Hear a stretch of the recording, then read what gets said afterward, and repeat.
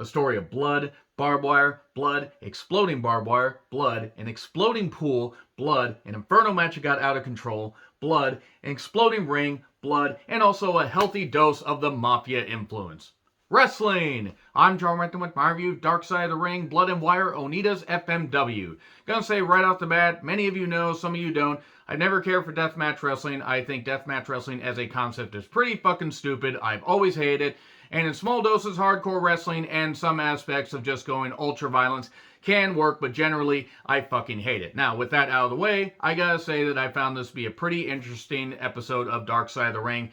Though that being said, I still stand by everything I say about deathmatch wrestling. Let me know your thoughts on this show in the comments, please.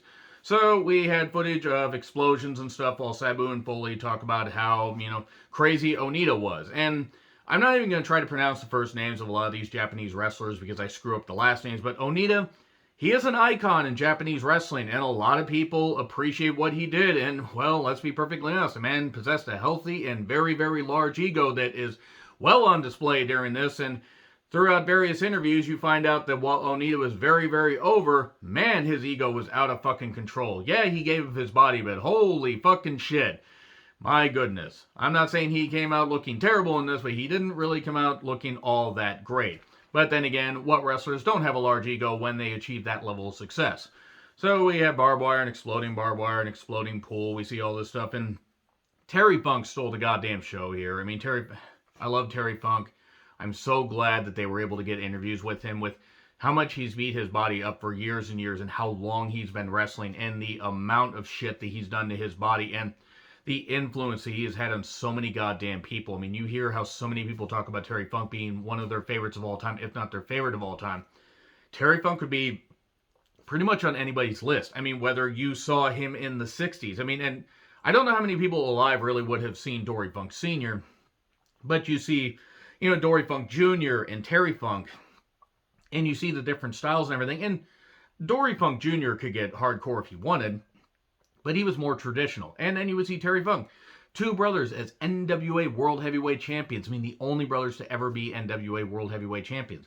The only brothers that ever will be NWA World Heavyweight Champions. I've said NWA World Heavyweight Champion so many goddamn times. The words will never lose meaning because of the NWA. But anyway, Terry Funk, he kept, evolving his style and everything. He would get more hardcore, but he could do the traditional shit and stuff like that. And then he would be, in the 90s especially, I mean, in the late 80s, he would do some stuff in WCW that, series of matches he had with Ric Flair in WCW during the Jim Herd era. And then you see the stuff he did in FMW and Smoky Mountain Wrestling, ECW. It's amazing that Terry Funk can even walk. It's honestly amazing. I think he's 79 or 80 at this point, but I'm really glad they got so much insight from him. I would not mind seeing a director's cut from this. In fact, I would argue that maybe going forward, what they should do for season 4 or season 5, because there's plenty of episodes of Dark Side of the Ring that they could do. They almost need to go 90 minutes, and we need to see some director's cut footage of some of this stuff, because I know there's a lot more to talk about. Terry Funk stole the show here. He did say, you got to be nuttier than the fruitcake to get into one of these matches, and he's not wrong. Onita's rise cost, people their bodies and their lives and stuff like that. And whether that was all Onita's fault or not is subject to debate. I think some of it is, just with how this was presented. And then there are some people that generally weren't that good at people that were going to end up bad anyway. Such is the life of wrestling. Onita, I will say that Onita does come across at times pretty good because you can tell that he does love and appreciate wrestling. He greets us, talks about a comic book called Giant Typhoon about Giant Baba and Japanese wrestling, how it influenced him, and he wanted to get into it. He was a disciple of Baba, and it was his way to see the world. Talks about New Japan Pro Wrestling, All Japan Pro Wrestling, and it is kind of amazing how Giant Baba's passing in, I think, late 99, if I recall correctly. It was late night, I believe it was late 99. How that pretty much just, caused a huge rift as far as Japanese wrestling. Even though there were offshoot promotions and stuff like that, Baba was so revered. His death hit hard. It really hit hard. But, how the Funks were very, very, very over. Whether it was New Japan or All Japan, they were very over. They were revered. Japanese reporters would go to Amarillo just to visit Terry Funk. That's how beloved he was. And he was a babyface over there. He could be a heel over here, he could be whatever. And they would love him. They would just absolutely adore him. If you can seek out any footage from, on YouTube or any other platforms, safe platforms, obviously, and check out Terry Funk in New Japan, All Japan, the amazing amount of adulation from the fans. It's just how beloved he was. I mean, he's beloved here too, but just the Japanese fans just revered him. Terry Funk chimes in as a Jericho. He worked two tours in FMW. He also does a narration. They gotta get a different narrator for season 4. Jericho there's nothing wrong with a somber narration, but at times he almost sounds like he's falling asleep. But Jericho chiming in on this, okay, it makes sense. He worked in FMW a couple tours. Onita, disciple of Giant Baba, was sent to different territories, mainly in the U.S. Foley talks about Onita's admiration of Terry Funk. He wanted to be just like Terry, and I think Funk even said, variations of, well, he idolized me. That's why he came to Amarillo. He wanted to be like Terry Funk. What a horrible thing to want to be. Terry with self-deprecating humor. That was pretty nice. And then Onita and Terry, even though I think Terry said he spoke English as well as I spoke Japanese, and I spoke Japanese as well, he spoke English, so we were both lost, but we took a liking to each other. Onita got beat up in the Dominican Republic when he didn't want to lose to an opponent inferior to him, and well, that's kind of a no-no in wrestling. I don't know what actually happened with that. But what was your first impression of him? And Funk says nuts.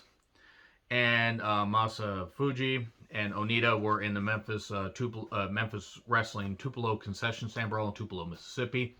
I believe that was the third one, if I recall correctly. I've heard from Cornette's podcast and various other podcasts. When you study up on Memphis wrestling, Jerry Jarrett had a lot of really good ideas, and he knew how to address any issues and boom business back up. The problem is when you did something too many times, and that was the third brawl, people liked it, but it got to the point where the business it was kind of tapering off a little bit, because they're like, well, we've seen this, we saw something we weren't able to see before, and oh shit, we saw it again sometime later. And the third time, yeah, people like it, but then it's the law of diminishing returns. Onita basically said that, well, it was kind of the origination of hardcore wrestling to an extent. I mean, there were the Texas Death Matches in Amarillo. Unfortunately, no footage of that exists. That's one of the shames about the territories. I mean, the footage of that, there's stuff that pops up on YouTube, Paul Bosch's Houston Wrestling, all that, and even the stuff from LA. It's great that some of that stuff pops up. I wish there was stuff from Amarillo. I would have loved to have seen some of that stuff. But Onita talks about how he thought that, you could create excitement through hardcore wrestling, bring the fans into it, get the fans so excited because they're so close to the action, they're seeing what the wrestlers are giving of their bodies. He shattered his kneecap after a match, and he was afraid he would never be able to come back. He worked some odd jobs. He later comes back, deriving a stunt, challenges Oyagi, God damn it, I'm sorry. I'm so sorry for butchering that guy's name, a karate expert. And they had a feud that built up with Onita eventually beating him to massive cheers. And it was a buffet brutality, as Mick Foley would describe. FMW started to grow. Foley kept talking about Onita. Onita chimed in, like, people get bored with just... I will agree with Onita with this one thing. People get bored with just one thing. An important thing to remember in entertainment is always push further. To an extent. I mean, obviously he pushed a little bit too far. But then barbed wire roast, inspired by one time when Onita hurt himself on barbed wire walking around the place. And how would you describe a typical FMW hardcore match? A lot of guys going out that would go to no end to basically for self-mutilation to do better than the opposition. And then we get electric shocks in the wire. No, I'm not referring to, the K-pop song of the band that escapes me currently, even though I own the CD.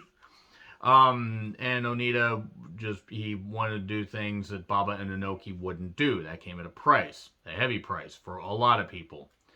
Foley described the Japanese, Japanese women's wrestler. They played the clip. I don't know which women's wrestlers I want to say. Having a fireball that seared the fabric of her outfit to her skin. Otherworldly screams of suffering. He had to block that out and go out and have his main event match. And then there were other talents like Tarzan Goto, Mark Pogo, and Masato Tanaka that they had with a D on the captions, which I always found funny. The Gladiator, Mike Awesome. and various others. Ricky Fuji, who has glorious hair, by the way, I want to just say. Can't imagine a Ricky Morton influence was, thought of with that hair. I mean, maybe not. Maybe he always had hair like that. But Jericho and Sabu talk. Boy, Sabu was all coked up out of his goddamn mind during this.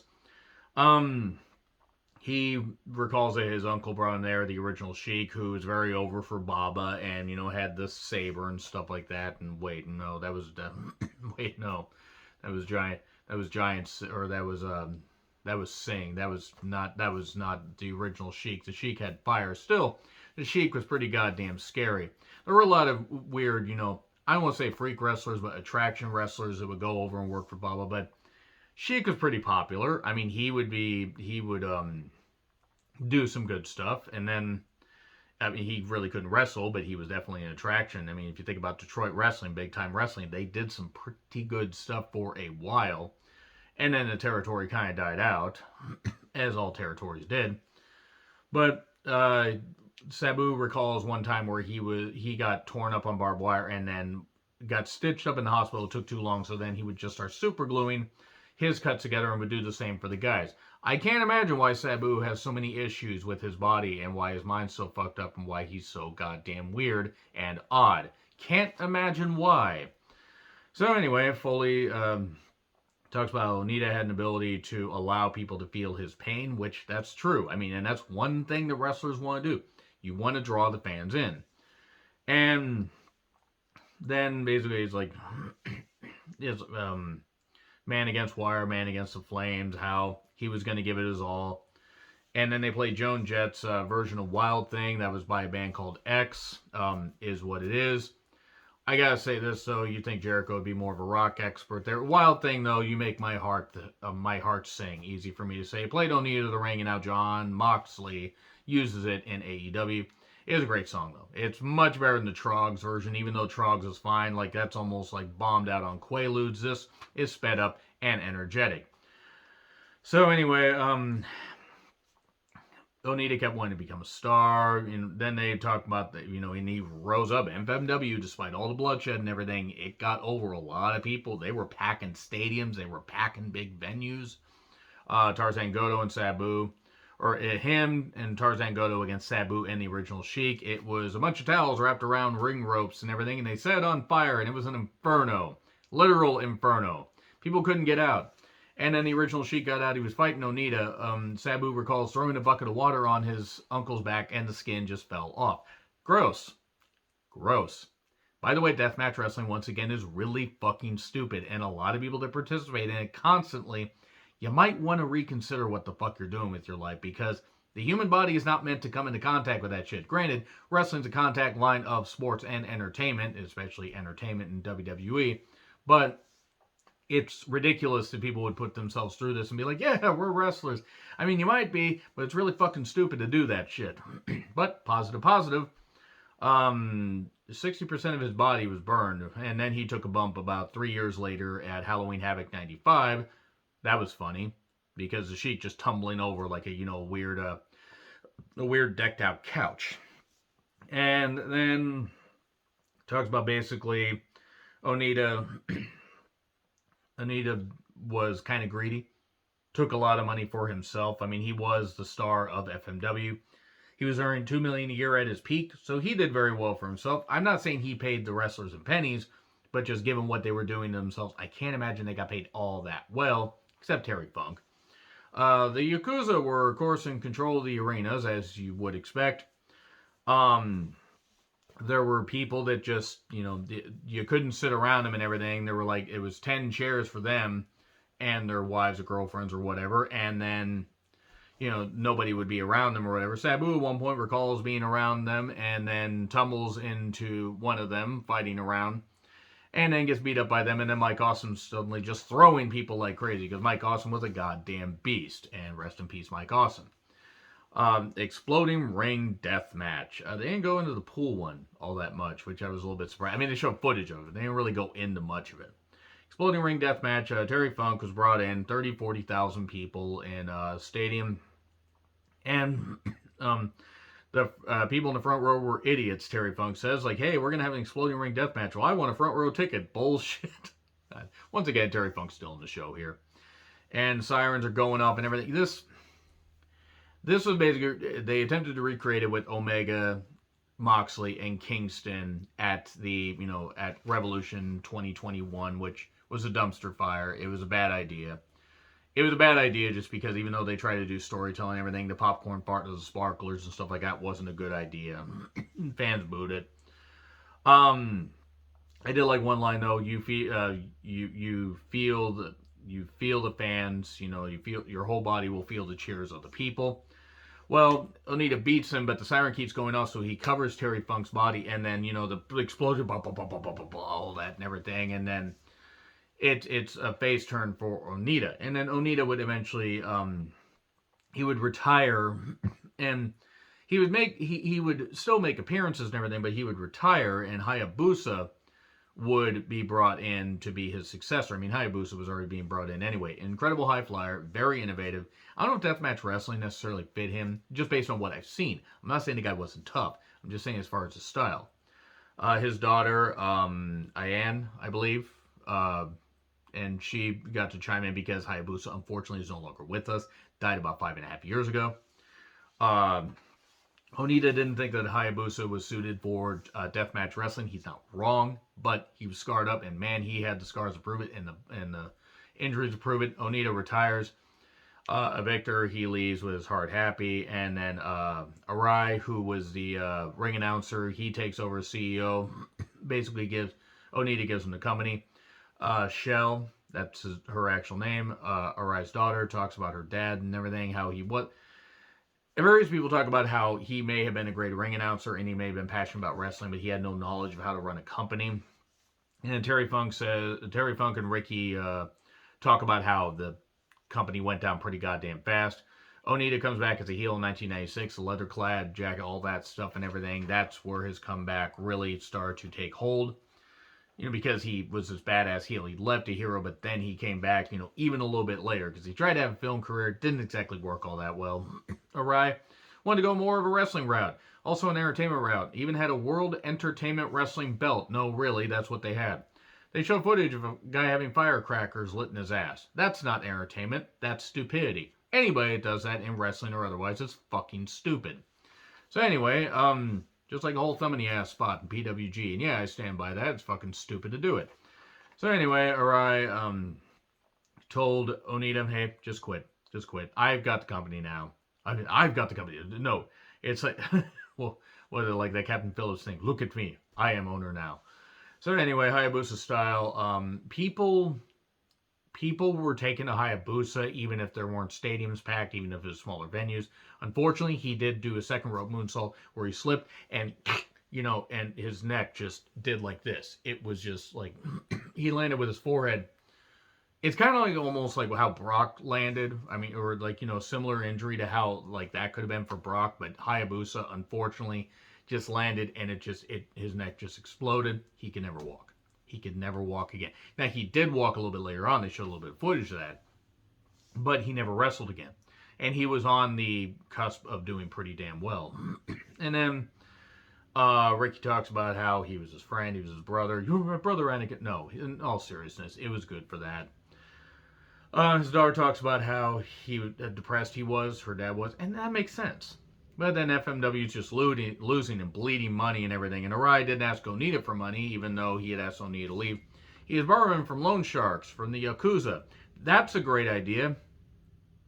And thus was his mistake. Shell recounts the events. Arai ended up hanging himself in a schoolyard. The Yakuza take the house as collateral, basically as payment, even though her dad's life insurance paid some of it, didn't pay all the debts. Onita basically said Arai failed as a businessman and that, he doesn't want to speak ill of the dead, but he kind of did. And then Shell talked about how Onita basically used her dad. Onita kind of just blew all the stuff off. Hey, if you have debts, just tell him you can't pay him. Sure, Onita, easy for you to say when you got millions of dollars, but granted, don't borrow from the mafia. Don't do that shit, but then FMW does come back in 2015. Hayabusa, they show footage of Hayabusa actually walking to the ring years prior. But he does pass away about a year after year after FMW briefly relaunches. And then Terry Funk basically flips off, or it's like, what would you say to Onita if you could see him? And he flips him off and everything. And he goes, no, he loves him and stuff like that. And Onita talks about how, Hogan was Hogan, Baba was Baba, Inoki was Inoki, and Onita was FMW. I'm not saying Onita wasn't a big star, but maybe it's just because I have, a tendency to not to blow off deathmatch wrestling, even though I know you got to be tough, you also got to be stupid to do it. But I don't know if I'd put him on that, but hey, he was pretty over in Japanese wrestling, and I'm pretty damn certain that a lot of fans, really still appreciate him. So yeah, overall, pretty good episode. We will see what next week's episode is. I actually don't know. I think it's the Luna Vachon episode, but I'm not sure. Let me know your thoughts in the comments. Like, share, subscribe, Twitter handle in the description. I'm John Retlin. I'll see you soon.